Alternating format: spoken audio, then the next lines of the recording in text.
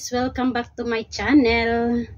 So, for today's video, mag-unboxing po tayo ng mystery box. So, itong mystery box, nakita ko lang siya sa Facebook. So, na-curious ako and nag-order ako.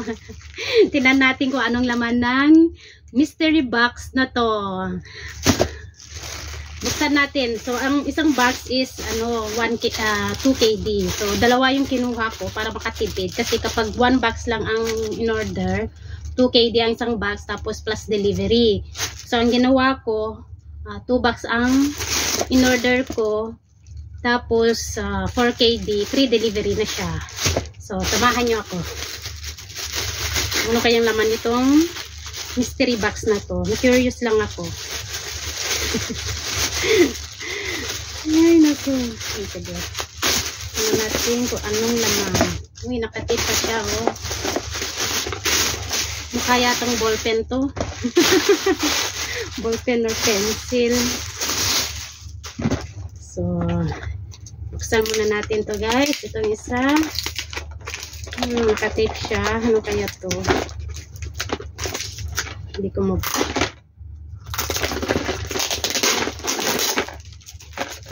Worth it kaya ang 4KD ko.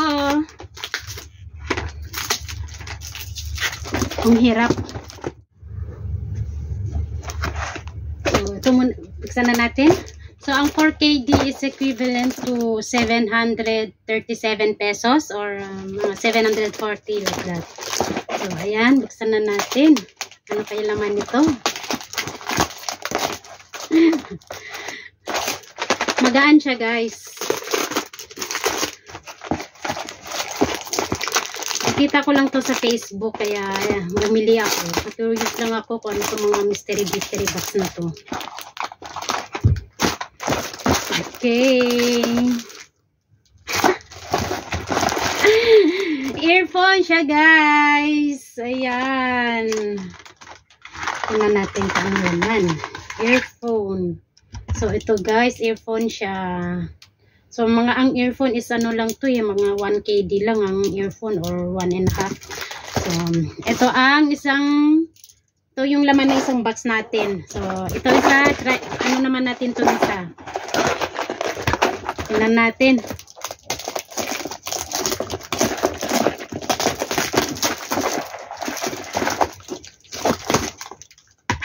Ay! Jewelry box. Ano na siya, guys? Ano?